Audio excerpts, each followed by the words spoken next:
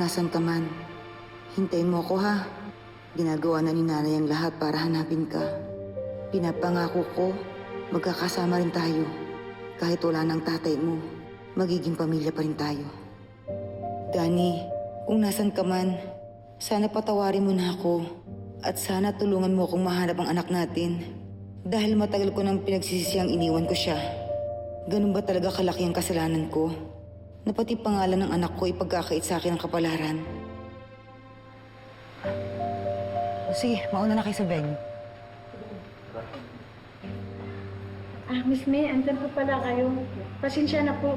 Papunta na rin kami sa venue. Okay lang. Enjoy kayo.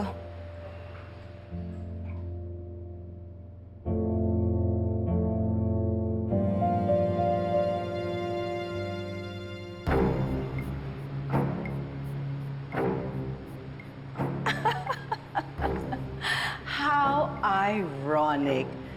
May, bakit mo ba tinotorture yung sarili mo, ha? Pinapaligiran mo sarili mo ng mga masasayang mag-ina. Tama ba yun?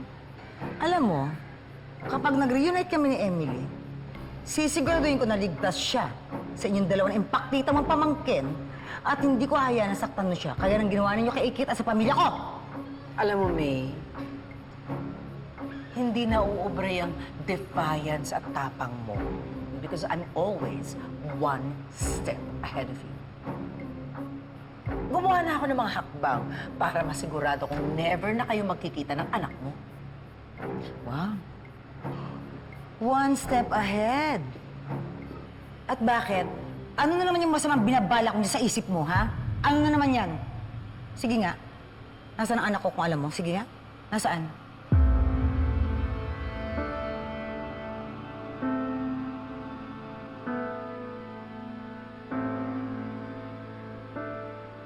Kahit na alam ko kung nasaan yung impaktita mong anak, sa tingin mo, sasabihin ko sa'yo. Huwag na huwag kang haharang sa paghahanap ko sa anak ko, ha? Tandaan mo yan! Bakit? Anong gagawin mo? Sasaktan ako? Susugurin ako? Hindi na ako natatakot dyan sa mga balimbing mong tauhan at sa mga bodyguard mo. Meron din ako mga bodyguard. Nandiyan lang sila sa mga palipaligid. Anytime, anywhere, ready na kaming makapaggerahan sa inyo. Alam mo, natatakot na ako sa'yo, ha? Ano ba yung mga private army mo? Mga maligno ba yan, duwende? Nasaan? Nasaan? Hoy, hindi ka na invincible, kaya huwag mong iisipin na lagi kang mananalo. Oh, really? I'm still here despite all your efforts na ipin ako sa pagkamatay ng asawa mo at sa pagkikidnap sa'yo. I'm here free as a bird. Fly, fly, fly. Sige, i-enjoy mo lang yan. Dahil malapit na kitang ipakulong sa lahat ng mga pinagagagawa mo. Hindi ikaw ang mag-enjoy. Dahil sinisigurado ko sa'yo, iiyak ka rin.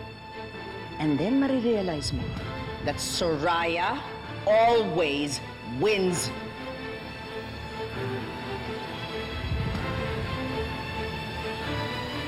Soraya, always win.